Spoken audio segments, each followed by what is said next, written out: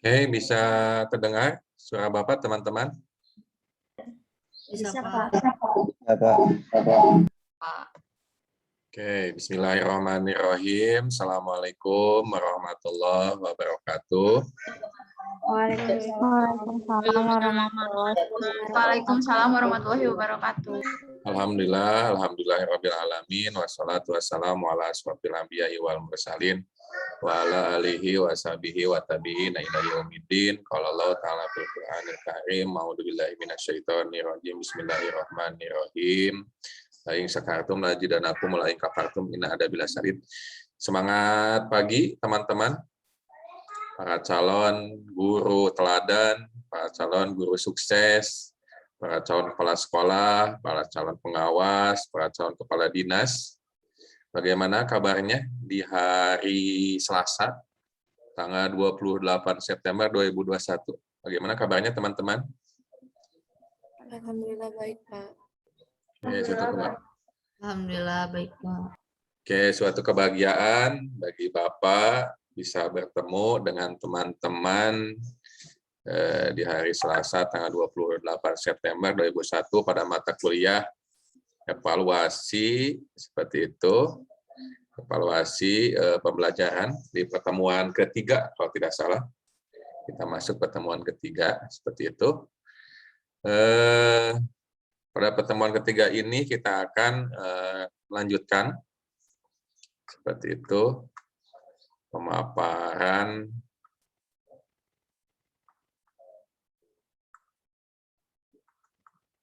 kita lihat dulu.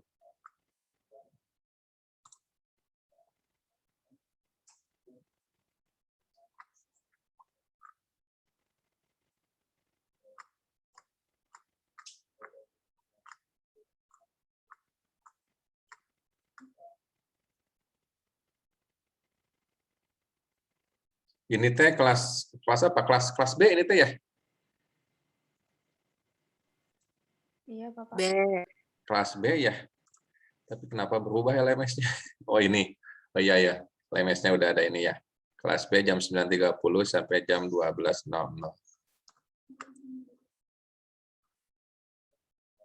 Kita lihat ini. Bapak izin share screen ya, teman-teman. Mohon maaf, mungkin sinyalnya sedikit terganggu karena di rumah Bapak lagi banyak nge-zoom. Istri lagi kerja juga menggunakan Zoom, jadi mungkin sedikit gangguan, hanya penggunanya banyak seperti itu. Izin share screen teman-teman.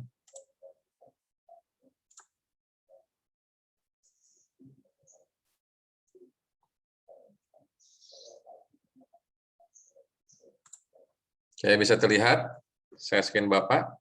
Terkenal pernah saya bimbing waktu di A3 ya.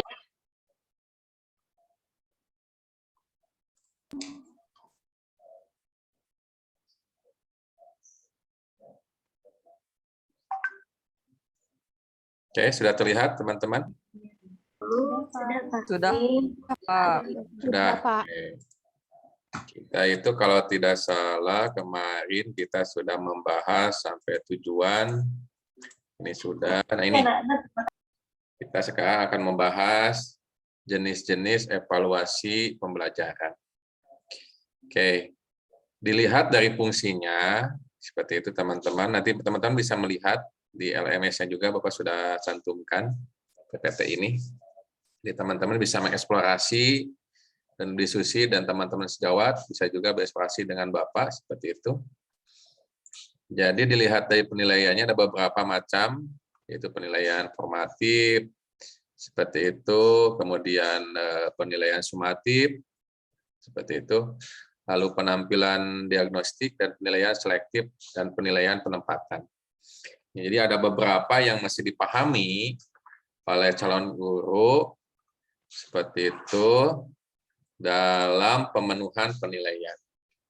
Nah, penilaian formatif biasanya penilaian yang dilakukan oleh guru ketika satu materi selesai. Seperti itu. Misalkan Bapak menjelaskan tentang evaluasi pembelajaran, tentang fungsinya. Nah, nanti di akhir Bapak kasih post-test misalkan.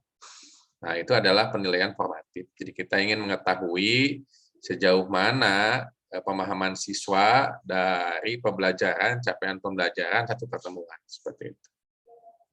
Nah, penting sekali teman-teman nanti ketika sudah menjadi guru mengecek pemahaman setiap pembelajaran seperti itu. Untuk mengetahui keberhasilan apakah pembelajaran yang dilakukan kita sesuai dengan CP-nya. Capaian pembelajaran misalkan untuk CP pertemuan sekarang misalkan ingin siswa diharapkan mampu menghafal banyaknya provinsi di Indonesia. Ada berapa provinsi di Indonesia itu? 34 ya. Kalau tidak salah nanti mau diluruskan kalau salah. Seperti itu, misalkan ada 34 provinsi yang mesti siswa-siswi kelas yang harus dihafal misalkan.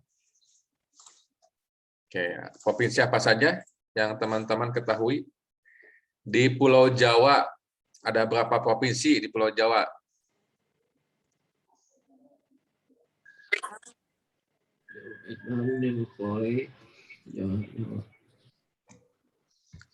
Di Pulau Jawa ada berapa provinsi? Tiga, Pak. Empat. Tiga, empat, Pak. 3 atau 4? Empat, Pak. Banten, Jawa Barat, Jawa Tengah, Jawa Timur. Jadi 5, Pak. 5. 5, Pak. 5. Kenapa berubah lagi? 6, Pak. 5, Pak. Jogja. 6. Jogja juga, Pak. 5, Pak. 6. Kenapa cepat sekali berubahnya ini? Pak, kata Idam Garut, Pak. Garut mah kabupaten, bukan provinsi. 6, Pak. Jadi di Indonesia itu ada berapa provinsi semuanya, teman-teman?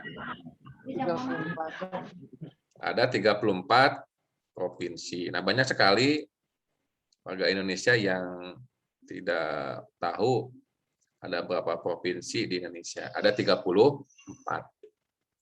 Oke, kalau di Pulau Jawa, tadi ada yang bilang 3. Ada yang bilang 4. Terus ada yang bilang 5. 6, Bapak. 6. Tuh, 6. 6.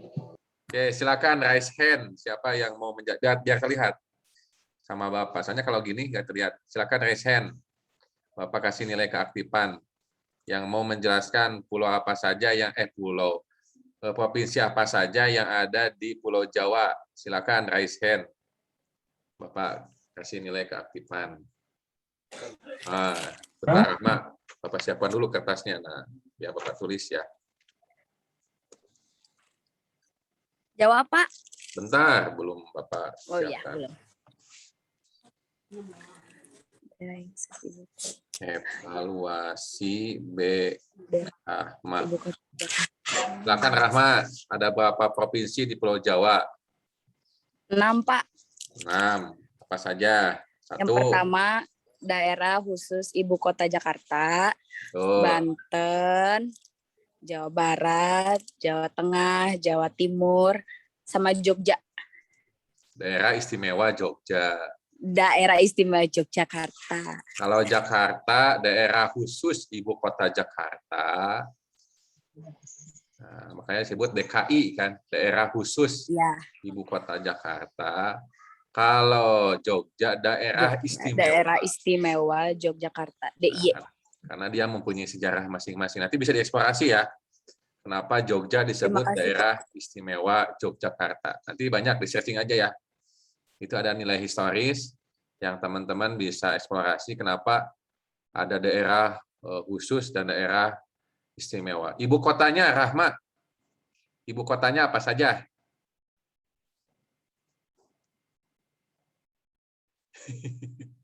Ibu kotanya apa saja? Oh, ibu kotanya Hmm, Jakarta. Kalau Jawa Barat, Bandung. ya, Banten, Serang. ya. Jawa Tengah, Semarang. Daerah istimewa Yogyakarta, Jogja. Kalau Jawa Timur, Surabaya. Oke, pinter. Terima kasih, Rahmat. Amin. Makasih, Pak. Sekarang, siapa yang mau menjelaskan ada berapa provinsi di Pulau Sumatera? Silakan, raise hand. 10 Bapak. Silakan raise hand. Biar terlihat sama Bapak. Nah, ini ada Nagita. Silakan Nagita. Ada berapa provinsi di Pulau Sumatera? Ada 10 Bapak. Ada 10. Provinsi apa saja? Nanggro Aceh Darussalam, terus Ya. Sumatera Utara, Sumatera Selatan, Sumatera Barat, Bengkulu, Riau, Kepulauan Riau, Jambi, Lampung, dan Bangka Belitung, Bapak. Sebutkan ibu kotanya, Nagita. Kalau Nanggro Aceh Darussalam, ibu kotanya Banda Aceh, Sumatera Utara, ibu kotanya Medan, Sumatera Selatan, ibu kotanya Palembang, Sumatera Barat, ibu kotanya Padang, Bengkulu, ibu kotanya Bengkulu, terus apa lagi ya? Riau, ibu kotanya Pekanbaru, Kepulauan Riau, ibu kotanya Tanjung Pinang, Jambi, ibu kotanya Jambi, Lampung, ibu kotanya Bandar Lampung, terus Bangka Belitung, ibu kotanya Pangkal Pinang, Bapak. Terima kasih Nagita Putri. Bapak tulis dulu. Nagita Putri. Silakan. Yang mau mengeksplorasi di Pulau Kalimantan. Ada berapa provinsi? Silakan. Nah, ini ada Fahri. Silakan Fahri. Ada 5, Pak. Ya, apa saja? Kalsel, Kalbar, Kalimantan Timur, Kalimantan Tengah, dan Kalimantan Utara. Ibu kotanya apa saja, Fahri? Kalimantan Selatan, Banjarmasin, Kalimantan Barat, Pontianak, Kalimantan Timur, Samarinda, Kalimantan Tengah, Palangkaraya, Kalimantan Utara, Tanjung Selor. Ya, kemarin ada berita bahwa ibu kota Indonesia akan pindah ke Kalimantan. Provinsi apa dan kabupaten apa rencananya Indonesia akan pindah ibu kota, Fahri?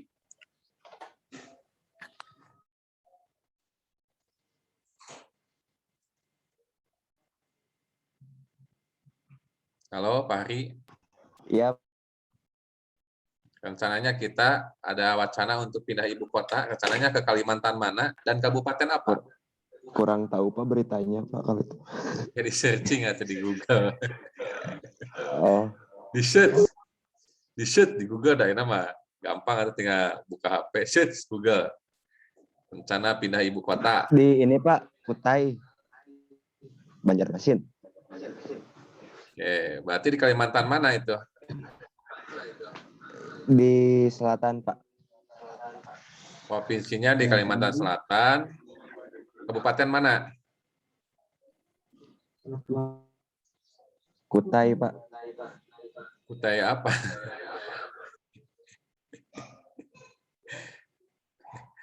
Oke, ada yang mau menambahkan? Nah ini Denny, silakan Denny. Denny Trinaldi.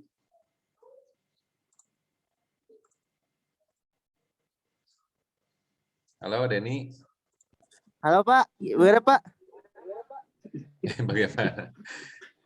Tadi melanjutkan dari Pari, ada wacana bahwa kita itu akan... Enggak Pak, ini resente buat ini Pak, buat Sulawesi Pak. Bapak mau nanya Kalimantan, rencana kita mau pindah ke mana, Denny?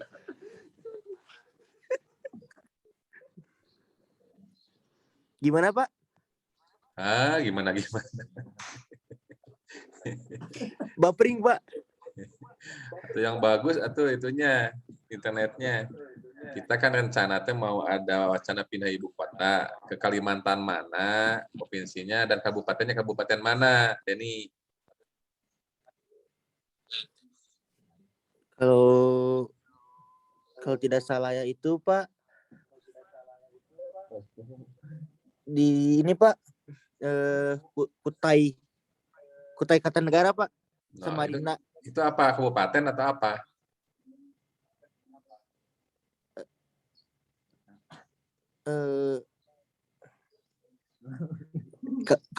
Ini Pak, aduh ya Allah, kabupaten kalau Pak.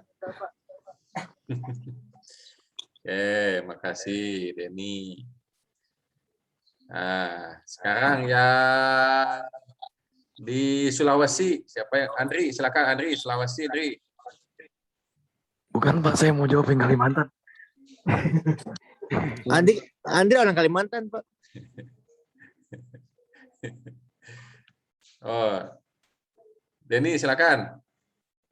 Denny mau jelasin lagi yang Sulawesi, Denny.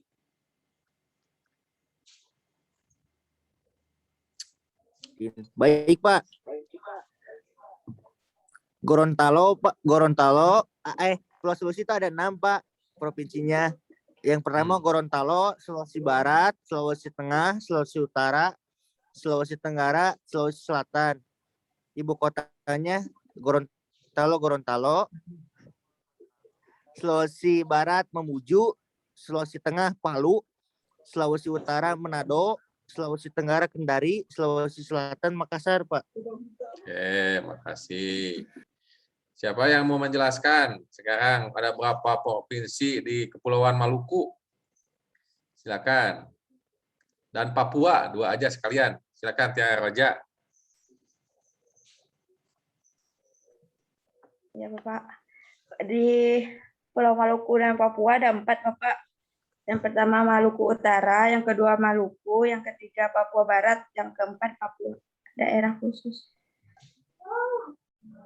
Ibu kotanya apa, Tiara Roja? Kalau yang Maluku Utara itu Ternate. Kalau yang Maluku Ambon, Papua Barat Manokwari, yang Papua Jayapura, Bapak. Oke, terima kasih teman-teman. Nah gitu, teman-teman nanti bisa melakukan tes formatif setiap melakukan pembelajaran seperti itu. Nah, kalau penilaian sumatif adalah penilaian di akhir pembelajaran. Misalkan UTS, UAS, kalau sekolah lama namanya PTS kalau tidak salah. Penilaian tengah semester sama PAS. Penilaian akhir semester seperti itu. Lalu ada penampilan diagnostik seperti itu. Nah, ada penampilan diagnostik seperti itu. Kalau penampilan diagnostik tujuannya adalah untuk mengecek kemampuan awal siswa. Ada disebut dengan assessment diagnostik. Jadi kita ingin mengetahui kemampuan awal siswa yang akan kita ajar. Seperti itu. Misalkan Anissa Fadilah, Nur Haifa, ngajak kelas 1, Fahri ngajak kelas 2, Widi ngajak kelas 3. Misalkan Rahma ngajak kelas 4, Nagita ngajak kelas 5, Fahri ngajak kelas 6, misalkan. Atau Denny ngajak kelas 6. Nah, mereka harus saling berkomunikasi. Satu guru di kelas 1 dengan selanjutnya harus berkomunikasi. Nah, seperti misalkan Pak Hari mau ngajarin KPK dan EPB, misalkan materi KPK dan EPB, matematika. Makanya harus menanya dulu ke guru sebelumnya, apakah materi prasyaratnya sudah diajarkan atau belum. Seperti itu. Misalkan materi prasyaratnya apa? Perkalian, pembagian, penjumlahan, pengurangan, faktorisasi, seperti itu. Itu kan materi prasyaratnya. Nah, harus tanyakan dulu apakah materi prasyaratnya sudah diajarkan atau belum.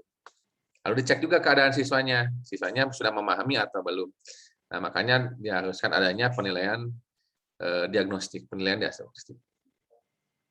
Nah, kalau penilaian selektif, nah tujuannya adalah untuk menyeleksi. Seperti itu. Menyeleksi keadaan peserta didik atau contohnya CPNS gitu kan. Itu penilaian selektif. Kemudian penilaian penempatan. Nah, penilaian penempatan bertujuan untuk melakukan pengelompokan seperti itu. Oke.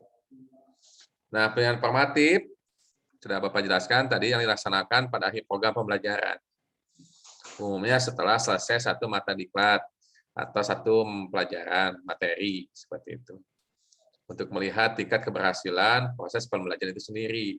Misalkan tadi Bapak tuh mengajarkan tentang nama-nama provinsi yang ada di Indonesia 34 dan ibu kotanya, Bapak coba dicek gitu.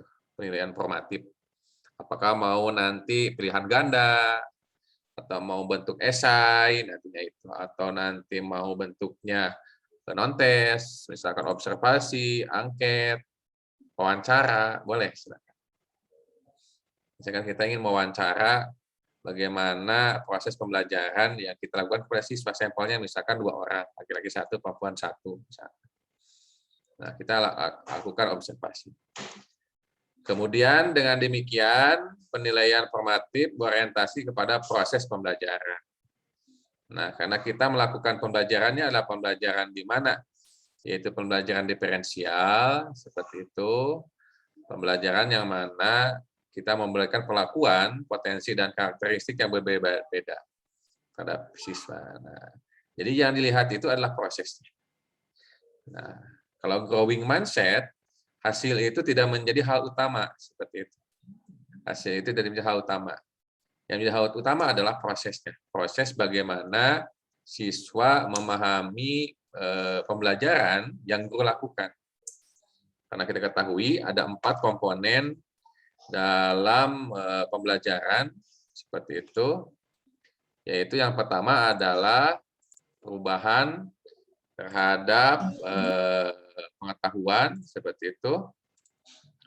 Kemudian perubahan terhadap keterampilan, perubahan terhadap sikap, dan perubahan terhadap tingkah laku, seperti itu. Jadi ada 4 seperti itu yang memang dilakukan guru ketika melakukan proses pembelajaran, seperti itu.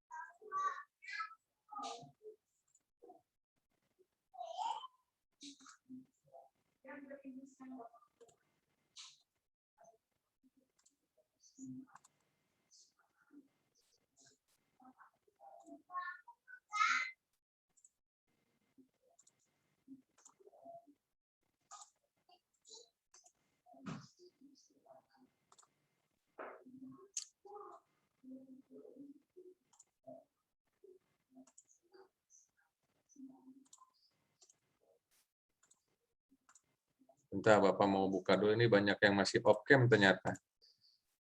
Kita sudah menyepakati di awal bahwa kita akan melakukan pembelajaran on-cam.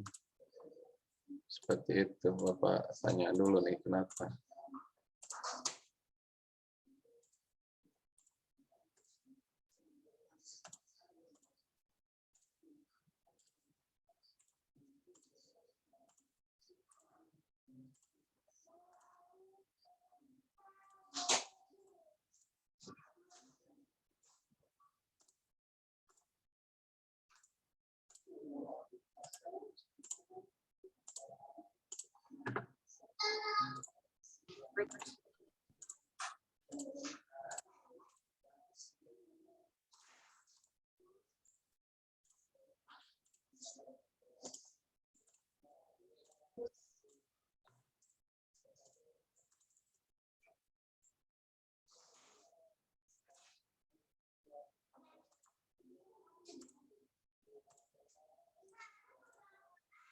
Oke, kita lanjutkan lagi. Gitu.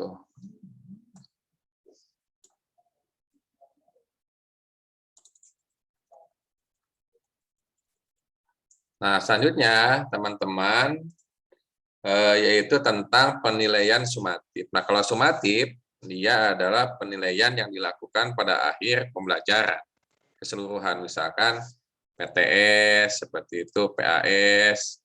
Nah, itu adalah sumatif seperti itu. Oke.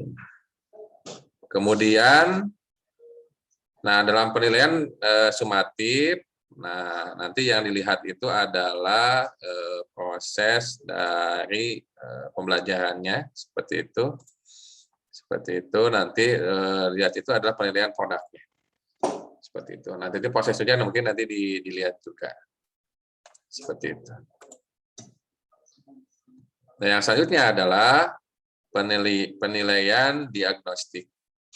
Nah, penilaian yang dilaksanakan bertujuan untuk mengetahui kelemahan-kelemahan peserta serta faktor penyebabnya, seperti itu. Penilaian ini dilaksanakan untuk keperluan bimbingan belajar, seperti itu. Kemudian pembelajaran remedial, kemudian menemukan kasus-kasus lain-lain, soalnya tentunya disusun agar dapat ditemukan jenis kesulitan belajar yang dihadapi oleh peserta. Misalkan, nah teman-teman Bapak tugaskan pertemuan ketiga ini, teman-teman, silakan teman-teman membuat instrumen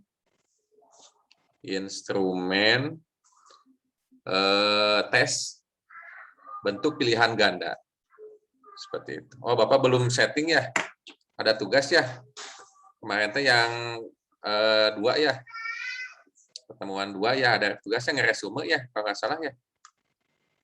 Oke, Bapak setting dulu bentar. Instrumen penilaian, Pak. Instrumen Pak, bukan resume. Bukan resume. Oh, instrumen penilaian. Di pertemuan berapa? 1, 2? 2, Pak. Tapi belum ada, Bapaknya belum setting. Ya, mau sekarang. Mau Bapak setting sekarang. Bentar ya. Bapak setting dulu.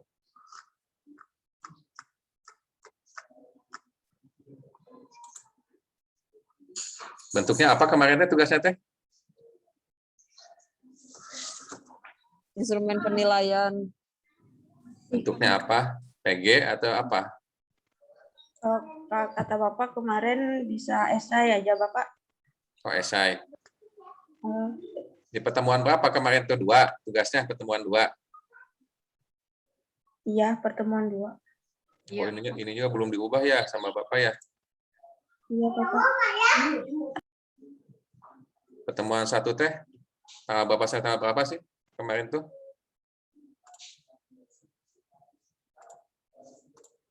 Pertemuan 1 tanggal Bapak saya tanggal berapa? 2021. Seminggunya tanggal berapa? Coba lihatkan itunya. Kalendernya. Selasa kemarin berarti, Pak? Ah? 21. 21 sampai sekarang itu kan pertemuan ketiga ya?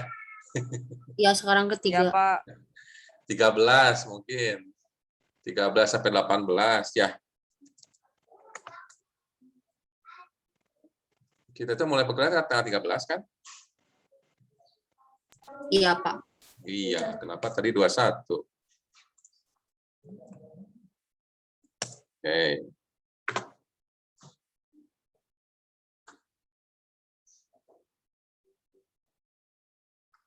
Pertemuan 2 berarti berapa? 20 sampai 25 ya? Ya, Bapak. 20 sampai 25.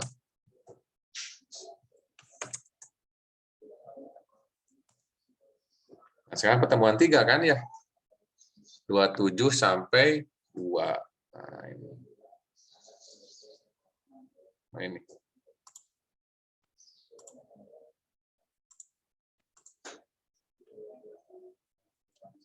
(27 September sampai tanggal 2 ya, 2 Oktober.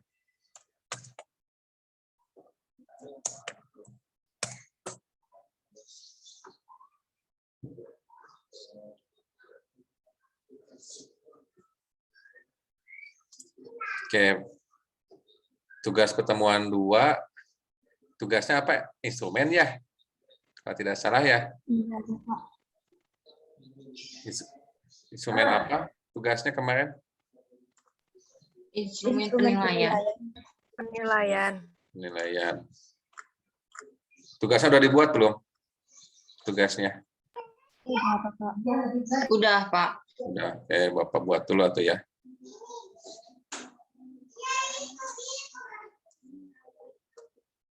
Bapak siapkan dulu.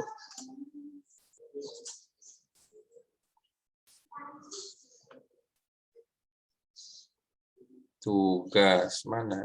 Tugas penugasan.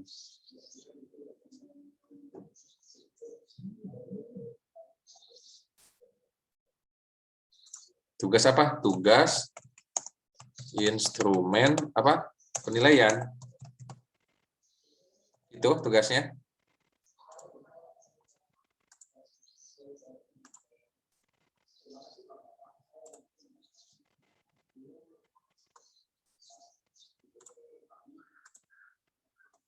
Silakan teman-teman upload tugas instrumen penilaian, gitu ya. Upload.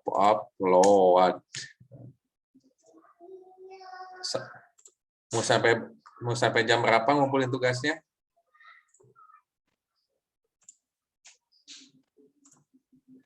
Malam, Pak. Malam Jam 9 berapa? malam, Pak? Jam 9 malam. Atau jam 11 malam? Jam 9 malam aja ya. Jam 12 malam, Pak. Jam 9 ya. 3, Pak. Iya, Pak. Tanggal 28 September jam 9. Oke, deal udah ya, Bapak. Udah buatkan ya. Formatnya PDF. Jadi sistem hanya menerima format PDF ya. PDF.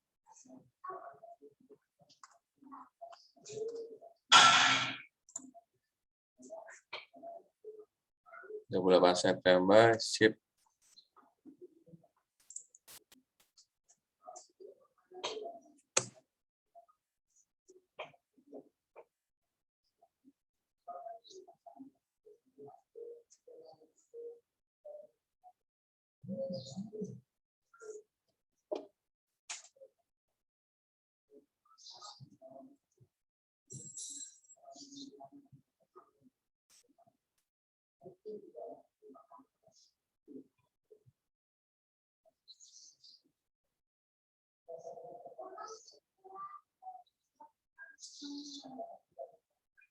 Oke, sudah ya, sudah Bapak setting ya.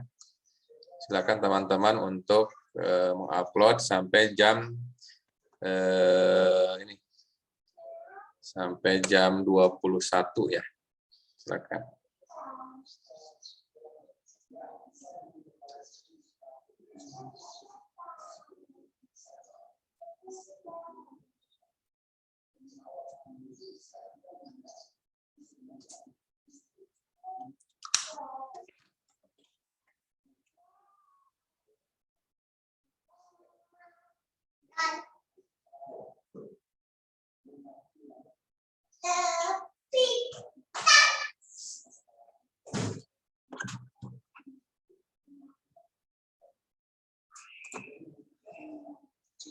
Oke, kita lanjutkan lagi materinya.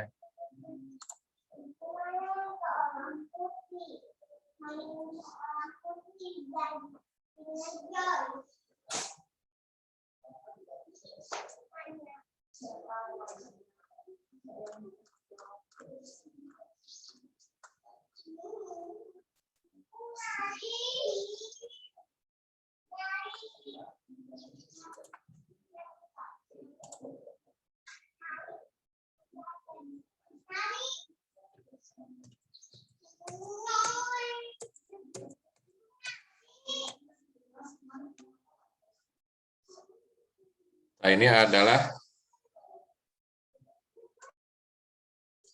ini Penilaian sudah terlihat share screen Bapak? Sudah, Pak. Nah, ini ada penilaian formatif. Formatif itu setiap selesai materi. Selanjutnya adalah penilaian sumatif. Kalau sumatif dia setiap akhir pembelajaran. Misalkan contohnya tadi PTS sama PAS. Tujuannya untuk mengetahui hasil yang dicapai peserta didik, seberapa jauh tujuan-tujuan kurikuler dikuasai peserta, lalu penilaian berorientasi pada produk bukan pada proses. Nah, sumatif itu memang dia dilakukan misalkan misalkan Bapak melakukan esai, misalkan instrumen esai yang diberikan setiap materi, misalkan materi tentang budaya-budaya yang ada di Indonesia. Seperti itu. Nanti teman-teman tinggal buat aja instrumen penilaiannya, bentuknya esai, PG, seperti itu, atau nanti bentuk non-tes, seperti itu. Nah, selanjutnya adalah penilaian diagnostik. Adalah penilaian yang dilaksanakan bertujuan untuk mengetahui kelemahan-kelemahan serta faktor penyebabnya. Nah, ini bisa dilakukan nih. Misalkan teman-teman itu memberikan soal esai, misalkan 10 soal, seperti itu. Nah, misalnya soal 1, misalkan, nah dinilai bahwa itunya misalkan kurang, seperti itu. Nah, soal 1 nanti bisa dianalisis kenapa soal 1 banyak yang salah, seperti itu. Apakah itu penyebabnya dari cara mengajar gurunya, atau mungkin materinya tidak tersampaikan, atau dari faktor siswa lingkungan. Nah, nanti bisa dianalisis. Nanti setelah faktor penyebabnya, nanti kita mengetahui faktor penyebabnya apa. Nanti bisa diagnostik, seperti itu. Penilaian ini dilaksanakan untuk keperluan bimbingan belajar, pembelajaran yang medial, menemukan kasus-kasus, dan lain-lain. Nah, Bapak ada kasus nih. Silakan teman-teman untuk analisis. Misalkan ada siswa, misalkan teman-teman sudah jadi guru, ada siswa, pembelajaran sudah dilaksanakan secara maksimal. Perangkat sudah dibuat, FPP-nya sudah dibuat, KPD-nya, bahan ajar, medianya, seperti itu. Ternyata ada siswa yang tidak memenuhi KKM. Di remedial siswa itu. Nah, sudah di remedial, tetap aja siswa itu tidak memenuhi KKM. Nah, yang mau dianalisis bagaimana sikap teman-teman sebagai guru kalau menemukan siswa seperti itu. Oke, bisa dipahami? Jadi bagaimana menemukan kita memberikan perlakuan terhadap siswa yang sudah dikasih remedial pun belum memenuhi KKM. Seperti itu. Silakan raise hand yang mau berpendapat. Silakan.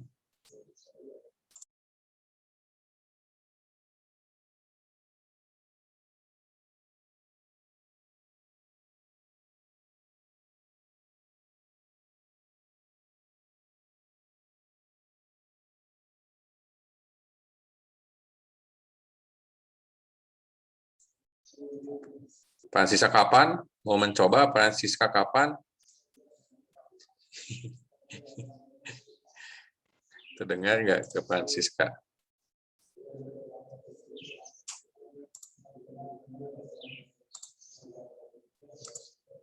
Mata kuliah ini bentrok nggak dengan mata kuliah lain? Halo? Tidak, Pak. Tapi kayaknya lagi ngelihat hal yang lain. Nanti kalau bentrok di reschedule ya. Kalau bentrok dengan yang lain ya. Jadwalnya. Oke, bagaimana teman-teman kalau menemukan siswa seperti itu? Silakan siapa yang mau mencoba. Mila, Enci, mau mencoba?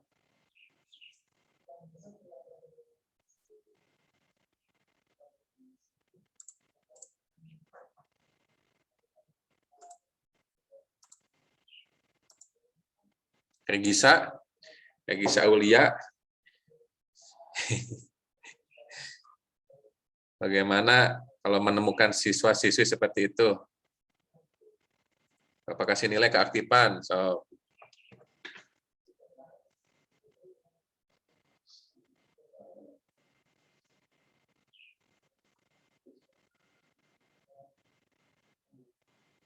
Halo, Regisa Aulia. Bisa terdengar? Lagi kuliah lain ya, mata kuliah lain ya Regisa ya? Enggak, Pak. Enggak. Tapi fokusnya kayaknya ke yang lain. Lihat dari sini. Ini lagi baca PPT-nya, Pak. Oh, kan sudah Bapak share screen PPT-nya. Iya, yang di share screen, Pak. Maksudnya. Nanti kalau bentrok ya dengan mata kuliah lain, kita reschedule lagi ya jadwalnya. Kalau bentrok dengan mata kuliah lain. Seperti Ya, itu. Pak. Silakan Regisa, ada yang bisa diceritakan kalau menemukan siswa-siswi seperti itu? Izin menjawab ya, Pak. Iya, tuh harus aktif atau biar Bapak semangat kan. Silakan Regisa. Ya, Pak. Mungkin ketika ada murid yang nilainya kurang, walaupun tetap guru tersebut mengadakan remedial dan tetap nilainya kurang, itu menurut saya bisa dilihat dari kehadirannya di kelas, apakah sering hadir atau sering absen, atau dilihat dari tugas-tugas yang dikumpulkan oleh murid tersebut, Pak. Begitu, Pak. Pelakuannya gimana? Pelakuan selanjutnya yang akan Regisa lakukan.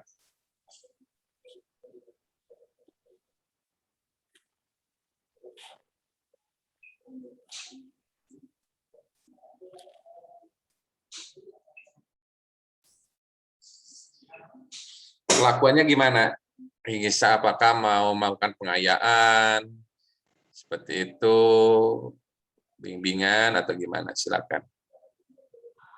Mungkin dengan adanya bimbingan, Pak. Teknisnya gimana? Teknis di lapangannya? Mungkin dengan cara bimbingan untuk pembelajarannya lebih diarahkan lagi untuk murid tersebut, Pak.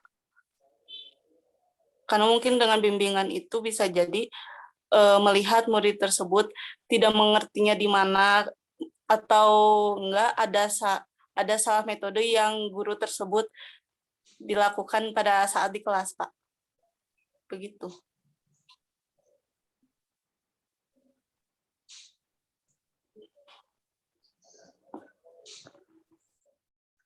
Oke, dari teman lain, ada yang mau pendapat kalau menemukan siswa seperti itu? Oke, Bapak catat dulu ya, Regisa Aulia. Silakan, Enci. Enci Nani. Silakan, Ibu Guru Enci. Silakan, Bu Guru Enci. Oh, izin. Izin menjawab atau menambahkan, mungkin kita sebagai guru harus melihat dulu siswanya tuh latar belakangnya tuh kenapa nggak memahami, udah diulang terus juga kenapa nggak memahami, apakah ada kesalahan dari kitanya atau bagaimana gitu Pak. Jadi lebih ke misalkan kalau anaknya itu tuh udah di remedial masih tetap nggak mengerti gitu kan, nilainya kurang. Nah kita lihat misalkan si anak itu teh di rumahnya tuh nggak pernah belajar, nggak kayak anak-anak lain, dan di kelasnya tuh selalu nggak merhatiin gitu-gitu Pak. Jadi lebih memperhatikan anaknya, kenapa dia teh nggak nggak meningkat gitu nilainya Pak. Gitu. Pelakuannya apa yang akan dilakukan Ibu Guru Enci? Kalau menemukan pelakuan nyatanya mau gimana? Apakah bimbingan lebih dalam atau gimana? Apakah home visit? Apakah melakukan home visit? Kunjungan ke kayaknya kunjungan ke rumah. Lebih ke di kelasnya dulu misalkan Pak, ditanya-tanya gitu, lebih diperhatikan gitu, bimbingan lagi ke siswa tersebut. Terima kasih Bu Guru Enci yang sudah mau paparkan. Silakan yang lainnya. Ada yang mau berpendapat jika bertemu dengan siswa seperti itu? Saya ingin mencoba, Bapak. Coba raise hand, Neng, biar nanti muncul ke atas videonya. Raise hand, Neng. Ini, Pak. Nah, Nida, kelihatan kan sama Nida, silakan Nida.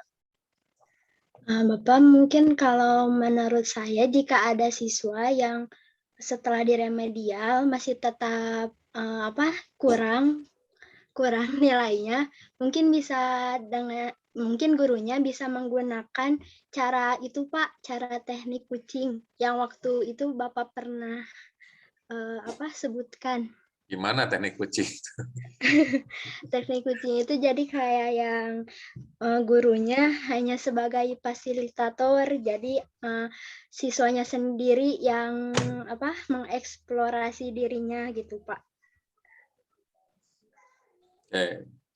Nah, itu ilmu yang Bapak dapat baru-baru ini tentang kucing. Misalkan kalau Nida menemukan siswa yang memang misalkan kurang kemampuannya, bisa diobservasi, ditanya-tanya apa masalahnya. Mungkin dia punya permasalahan yang memang tidak bisa terselesaikan oleh siswa sendiri, seperti itu. Jadi kita itu hanya sebagai pendengar. Guru itu hanya sebagai pendengar. Tidak memberikan solusi, tidak mengarahkan, tidak. Jadi ditanya masalahnya apa, seperti itu. Misalkan permasalahannya saya itu misalkan ada permasalahan dalam pola tidur, misalkan, karena main game terus. Kan sekarang permainan game sedang menggebu ya di siswa sekolah dasar, sehingga jam tidurnya menjadi berkurang. Nanti apa solusinya, seperti itu ya Pak, baik bisa didengarkan. Oke, bisa menjadi solusi. Teknik kucing itu bisa dilakukan. Oke, satu lagi dari teman-teman lain, silakan yang mau menambahkan. Baru 8 orang yang aktif hari ini. Kalau menemukan siswa yang seperti itu, apa yang akan dilakukan? Mila Juniati, silakan Mila.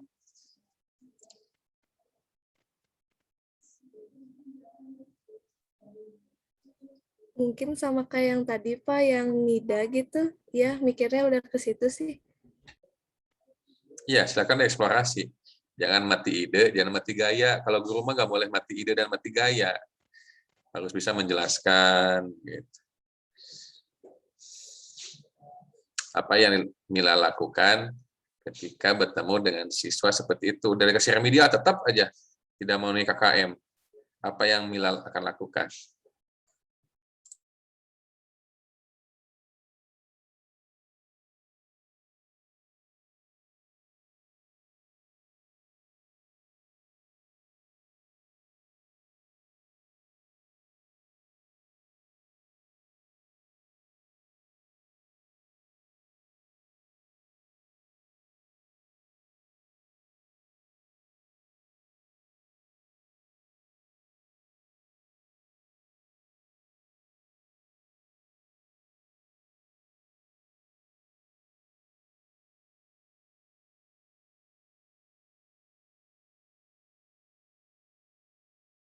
Bapak maaf masih Nah, penilaian selektif adalah penilaian yang bertujuan untuk keperluan seleksi. Nah, ini sering teman-teman laksanakan ya. Misalkan ujian saringan masuk lembaga pendidikan tertentu. Nah, kalau yang Bapak rasakan masuk ke jenjang pendidikan tertentu yang diseleksi waktu SMA. Waktu SMA, waktu S1, lalu S2, dan waktu kuliah S3. Itu diseleksi. Pengalaman Bapak. Nah, mungkin teman-teman punya pengalaman, misalkan Husni, Pak, saya mau masuk TK diseleksi. Silakan. Ada yang punya pengalaman waktu SD, saya mau diseleksi misalkan. Bapak mah SD, SMP, SMA nggak ada seleksi. SMA diseleksi, SD sama SMP tidak. Mungkin teman-teman lain ada yang mengeksplorasi kapan teman-teman melaksanakan seleksi ketika masuk jenjang pendidikan. Silakan raise hand. Tadi ada Husni ya, Husni. Silakan Husni. Ya Pak, izin menjawab. Kalau misalkan seleksi yang Bapak maksudkan kayak tes, sebentar Pak minum.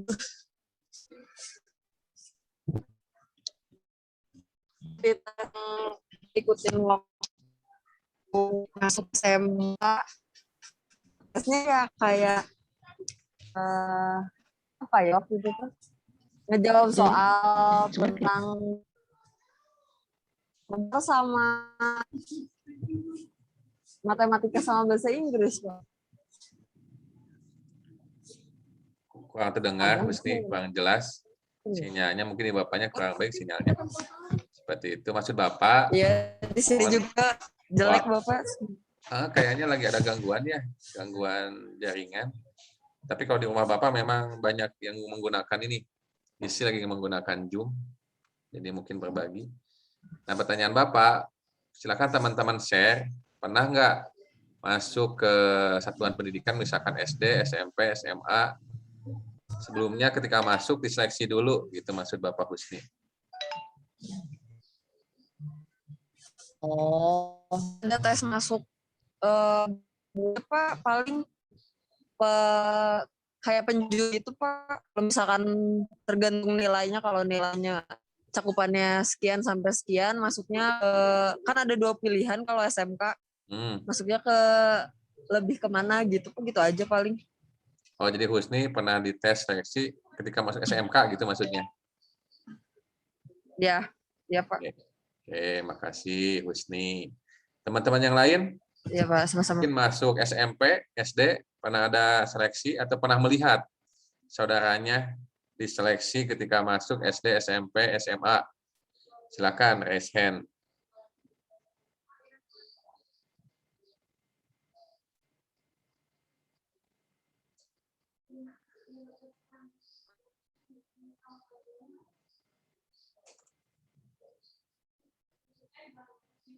Sapa. Kenapa diam aja, Sapa? Ya Pak, Pak. Izin. Kalau misalnya kayak seleksi masuk SMA gitu kan ya Pak? Contohnya. Pak. Oh. Silakan Sofa.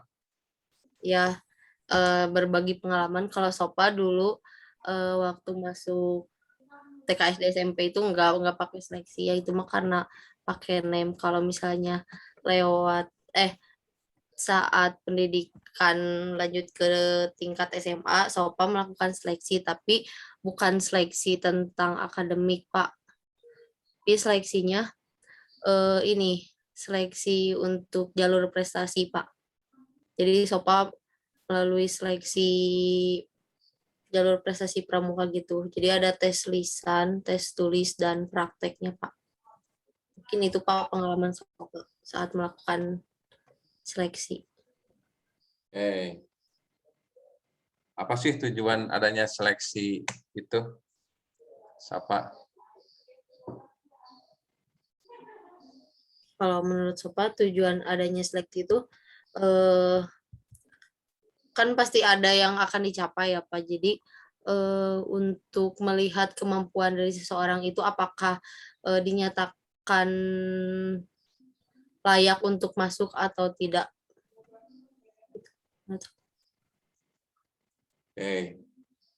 Bapak punya kasus Sopa seperti ini kasusnya.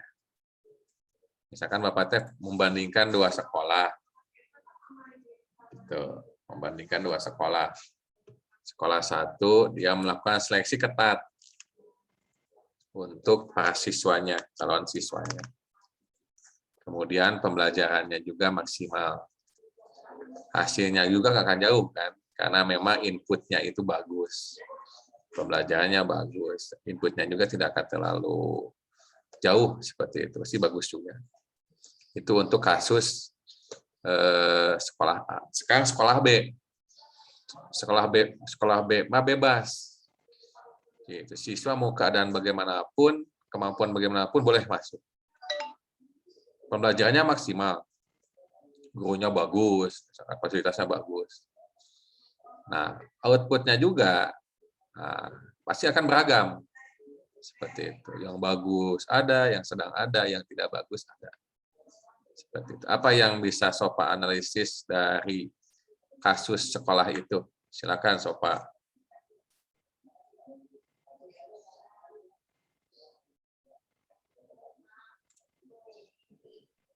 Yang sekolah amal lebih ke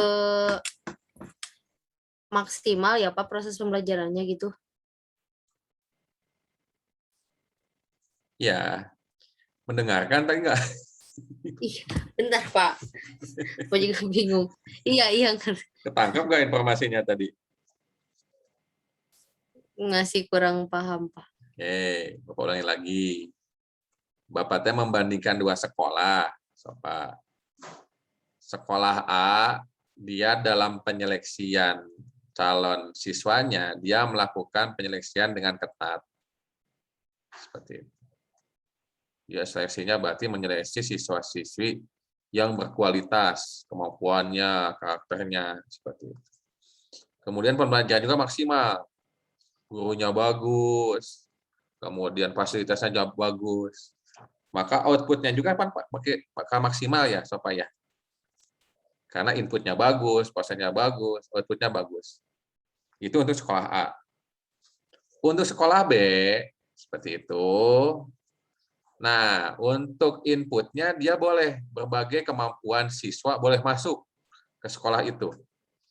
Mau yang kemampuannya tinggi, sedang, rendah, boleh masuk ke sekolah itu. Pembelajarannya maksimal, pembelajarannya. Gurunya bagus, fasilitasnya bagus, kurikulumnya bagus. Outputnya juga pasti beragam kan? Ada yang tinggi, ada yang sedang, ada yang rendah ya, karena inputnya berbagai macam. Oke, dari dua kasus itu apa yang Sopa bisa analisis? Oke, ketangkap nggak informasinya? Ketangkap nggak? Iya Pak. Nah, silakan.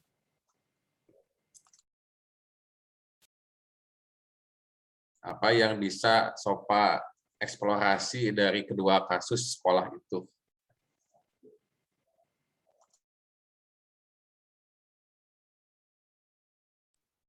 Kalau menurut Sopa, kan setiap sekolah dari kedua sekolah itu melakukan seleksi, tapi dari tahap seleksi itu untuk sekolah A apa ya, memberikan seleksi yang sesuai dengan apa ya, apa namanya itu Pak, kondisi bukan kualitas sekolahnya gitu. Tapi kalau misalnya yang Pak gimana, bingung Sopa juga. Ya, apa yang bisa Sopa analisis? Seperti itu. Mana yang lebih bagus menurut Sopa? Gitu, apa alasannya? Kan banyak yang bisa eksplorasi dari dua kasus itu. Ya kalau misalnya dari tahap seleksi awal tuh dari inputnya dulu lebih bagusnya sekolah A karena sekolah A lebih memperhatikan gitu Pak tahapan-tahapan seleksinya dengan tujuan agar kualitas dari sekolah itu juga lebih baik. Tapi untuk sekolah B itu tahap seleksinya tidak sesuai dengan prosedur, misalnya kemampuan anak yang beragam pun boleh masuk gitu, tidak dilihat dari baik atau buruknya. Tetapi walaupun dari kedua sekolah itu melakukan proses pembelajaran secara maksimal, tetap akhirnya ya sama saja gitu Pak, tidak gimana ya? Ya walaupun proses pembelajarannya kedua sekolah itu dilaksanakan secara maksimal, tetapi dari outputnya di hasil akhirnya tidak akan menghasilkan produk atau siswa-siswa yang berkualitas gitu Pak. Karena perbedaannya kalau misalnya di sekolah A itu kan di seleksi pertamanya juga udah bagus gitu. Terus dikasih pembelajarannya juga secara maksimal. Jadi hasilnya juga pasti maksimal. Tapi kalau misalnya sekolah B itu walaupun proses pembelajaran dilakukan secara maksimal, tetap gitu di akhirnya nggak akan melahirkan produk-produk yang berkualitas karena dari awalnya saja tahap seleksinya tidak sesuai dengan prosedur gitu Pak menurut Sopa. Jadi menurut Sopa lebih suka tipe sekolah A atau tipe sekolah B? Sekolah A Pak. Kenapa? Sekolah A. Karena kalau sekolah A udah makan tahap seleksinya juga pertama sesuai prosedur gitu Pak. Terus proses pembelajarannya dilakukan secara maksimal. otomatis hasil akhirnya juga pasti akan maksimal karena siswa itu akan lebih meningkatkan semangat belajar sama proses pembelajarannya jika berada di lingkungan yang lebih baik.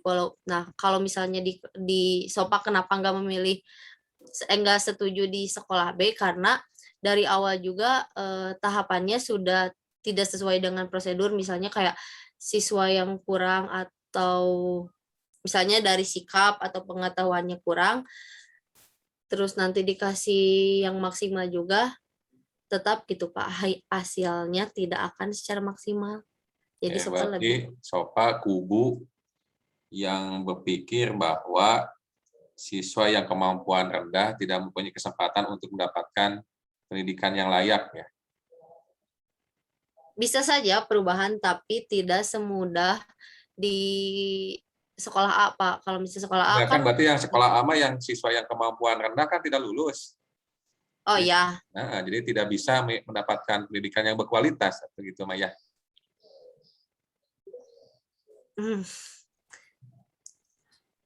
Ya, berarti SOPA kubu yang memilih, jadi siswa yang kemampuan rendah ke bawah tidak mempunyai hak untuk mendapatkan pendidikan yang berkualitas.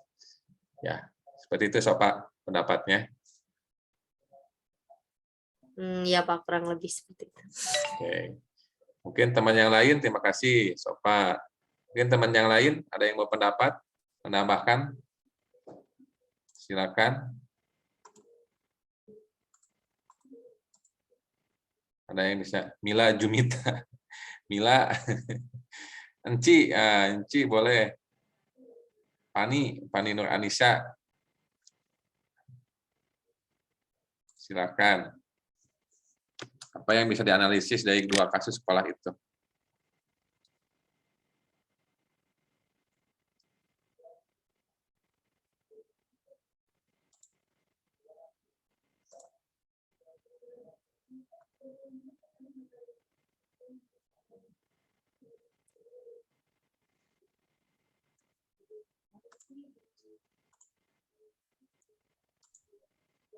Bapak. Ya. Izin menjawab, memberikan pendapat. Husnu dulu aja. Sok raise hand dulu atau biar kelihatan. Biar nanti masuk jajaran atas videonya. Raise hand dulu, silakan. Enci dulu Pak, soalnya barusan udah mau jawab. Oh, siapa? Enci, silakan Enci. Silakan Enci. Apa yang bisa dieksplorasi Enci? Menurut saya Bapak, kalau misalkan yang sekolah A itu kan anaknya tuh pinter-pinter masuk seleksi semua gitu. Jadi si anaknya tuh nanti di sekolahnya sangat bersaing gitu Pak. Yang tadi kata SOPA. Terus kalau menurut aku di sekolah B itu jadi kayak kan yang bebas nggak diseleksi. Jadi yang pengetahuannya tinggi atau rendah bisa masuk. Nah, di situ tuh peluang buat yang siswa yang rendah bisa lebih tinggi gitu, bisa lebih maju lagi gitu Pak. Cuman segitu. Terima kasih. Jadi Enci memberikan kesempatan bagi siswa-siswi yang kemampuan rendah untuk mendapatkan kualitas pendidikan yang layak. Itu Enci maksudnya? Ya Pak, begitu. Jadi Enci lebih memilih sekolah A atau sekolah B? Sekolah B, Pak. Alasannya kenapa, Ci? Apa yang bisa dieksplorasi lagi lebih dalam, Ci? Supaya kalau di sekolah B itu kan sama juga ya, kurikulumnya bagus, kata Bapak tadi, guru-gurunya juga berkualitas. Nah, jadi si siswa yang rendah itu juga bisa menjadi tinggi gitu Pak, bisa mengejar siswa-siswa yang tinggi gitu akademiknya gitu. Jadi memberikan peluang supaya memiliki pendidikan yang berkualitas sama dengan anak-anak yang memiliki kualitas tinggi juga gitu Pak. Oke, Enci, terima kasih. pendapatnya. Husni, silakan Husni. Siapa izin menanggapi? Kalau dari saya sih, untuk sekolah A tuh karena seleksinya tinggi, terus anak-anaknya gak ada suara? Ada suaranya nggak Bapak? Ada, jelas, jelas. Ada suaranya nggak Tas? Jelas, Husni. Udah jelas. Oh. Ya Pak, kalau misalkan untuk sekolah A tuh karena anak-anaknya dikategorikan sudah bisa, jadinya lebih mudah diarahkan gitu Pak. Poin plusnya kalau seperti itu malah jadi tantangan tersendiri untuk pengajar juga, soalnya kan beragam karakter. Ya semua sekolah juga beragam sih sebenarnya karakteristiknya. Cuman dari mungkin kemampuannya beragam, emang beragam sih semuanya juga maksudnya. Karena ada kalau sekolah B ada yang dari bawah, tengah, atau atas gitu kan. Kalau sekolah A rata-rata yang menengah ke atas gitu Pak. Jadi kalau untuk disuruh milih yang B, soalnya jadi challenge tersendiri buat guru mendidik siswanya yang tadinya nggak bisa jadi lebih bisa gitu Pak. Sekian. Oke, berarti Husni memberikan kesempatan kepada peserta didik yang kemampuannya sedang ke bawah untuk mendapatkan pendidikan yang berkualitas, gitu Husni ya? Iya Pak. Oke, terima kasih. Satu pendapat lagi lah sebelum Bapak lanjutkan materinya. Silakan, ada yang mau pendapat tentang 2 kasus itu? Silakan, raise hand.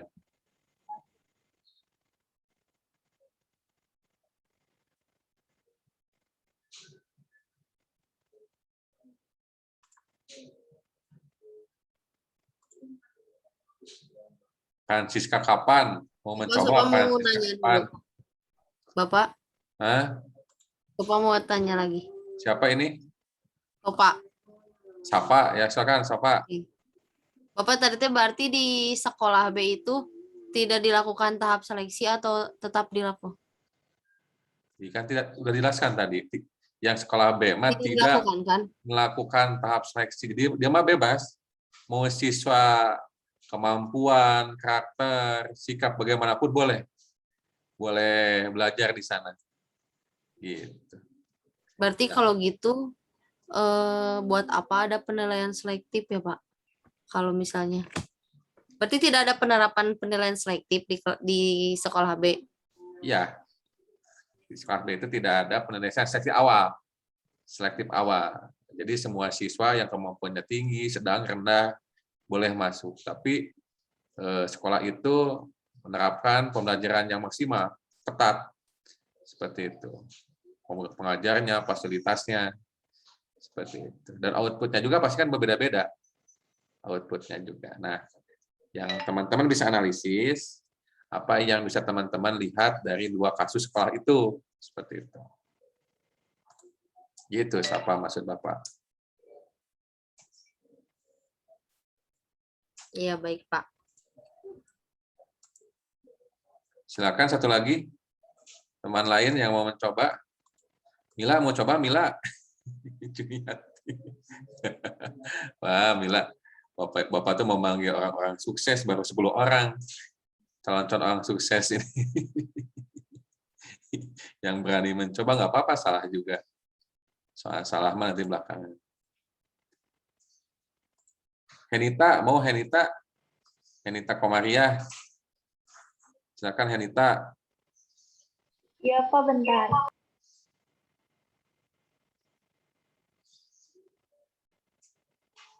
Jangan dulu rebahan Henita, nanti rebahan mah pada duhur. Mengenai sekolah tadi, kan Pak masih tetap. Silakan Henita. Ya, menurut saya, karena saya lebih memilih sekolah B, karena tadi alasannya kan hampir sama sebagian yang lain yang sudah dipaparkan. Nah, tinggal yang saya bingung ini masalah di sekolah B itu kan semakin banyak karakteristik siswa, semakin sulit beban terhadap gurunya ya Pak. Jadi gurunya tuh semakin banyak tekanan dalam bagaimana cara si siswa ini tuh bisa menggapai atau apa sih untuk mendahului sekolah yang A ini.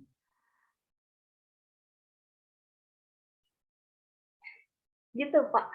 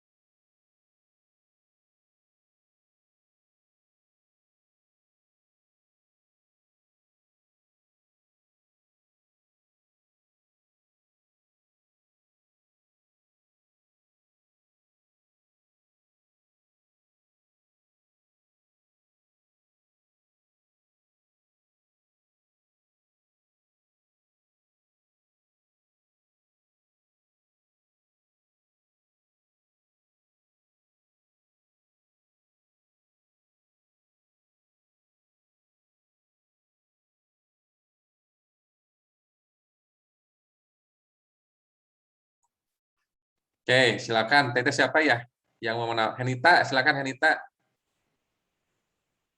Henita Komariah, silakan.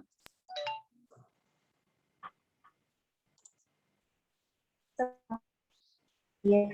Jadi yang saya masih bingungkan mengenai pendapat dari tadi yang sudah memaparkan memilih kelas B, itu kan katanya kelas B itu harus bisa kelas B Bukan itu kelas pasti B, bisa. Henita, sekolah B. Ya, maaf, Pak. Jadi yang bingungkan mengenai sekolah B yang dipilih itu karena alasan bisa menggapai kelas A itu kan berarti apa sih kualitas kualitas sekolah D itu punya beban yang lebih lagi ya Pak. Jadi banyak siswa semakin gurunya juga membuat siswanya itu bisa mencapai tujuan pembelajaran yang sebenarnya menurut sekolah A itu gampang kan udah diseleksi tadi ya.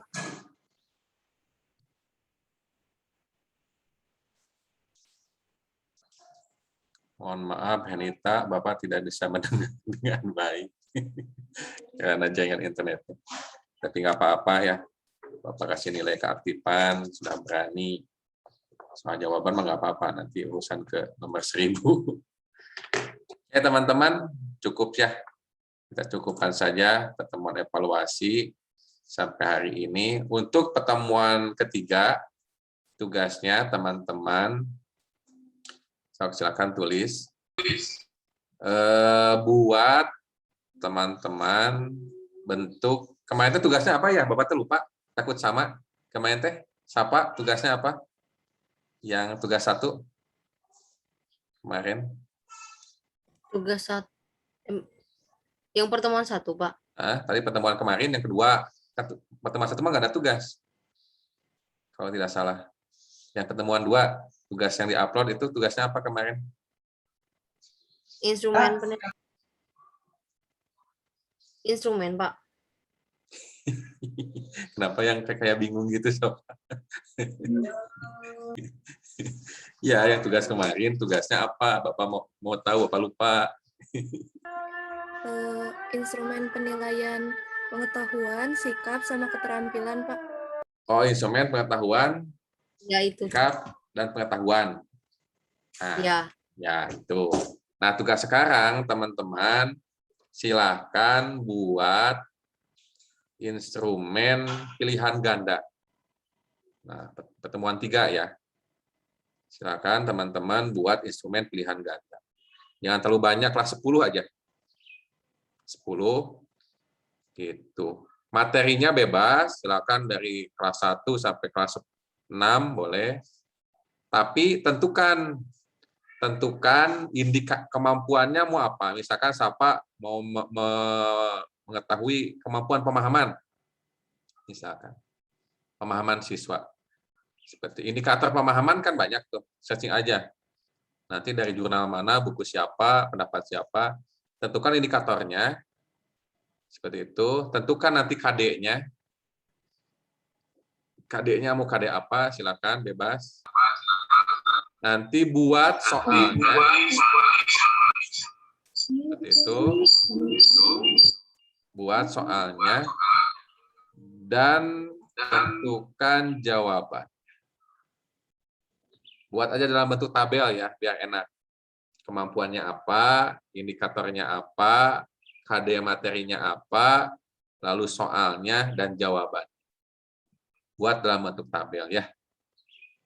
Gitu. Berarti Bapak setting ya. Ya teman-teman nanti tinggal memasukkan.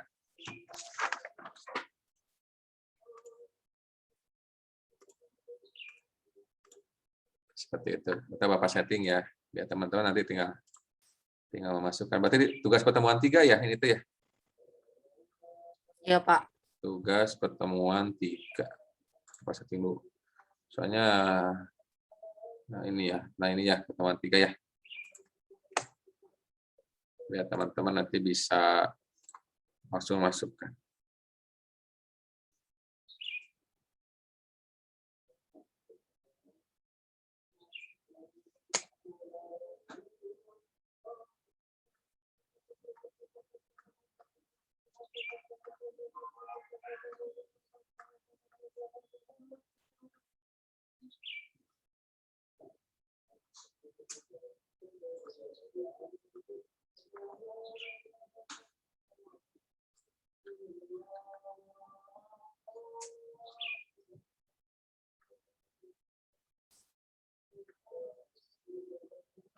Ini ya, berarti ya.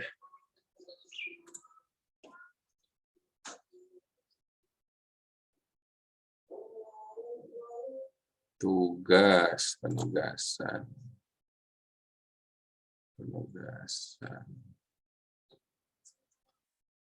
Tugas, namanya apa? Tugas instrumen tes pilihan ganda.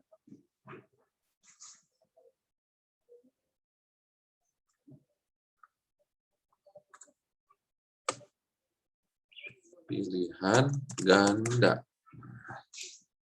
Silakan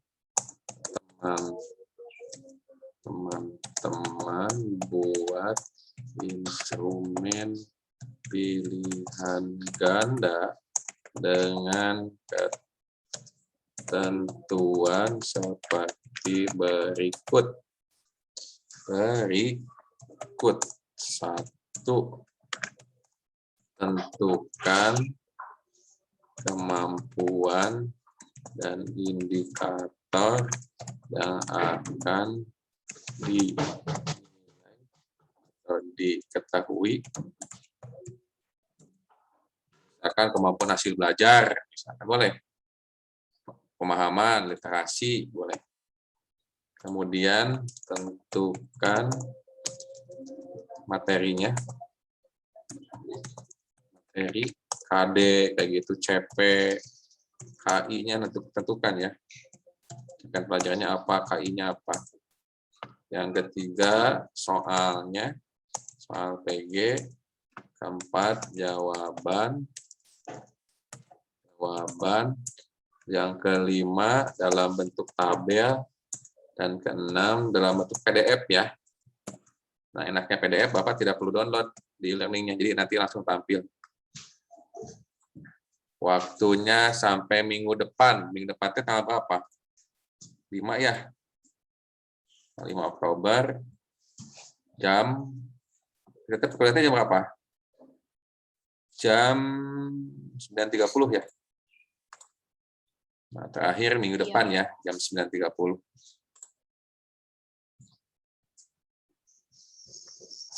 Bentuknya PDF. Bapak hanya menerima file PDF. Nah ini seperti itu. Mana PDF?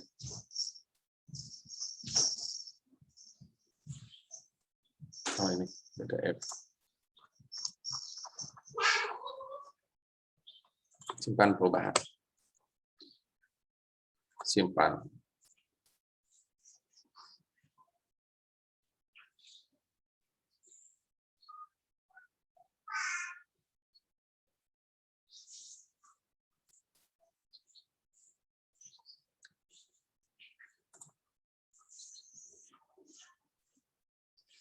Oke, sudah ya. Waktunya berarti 6 hari, 21 jam dari sekarang. Oke, terima kasih teman-teman. Sehat selalu, panjang umur, rezeki-nya banyak, berkah melimpah, selamat dunia akhirat.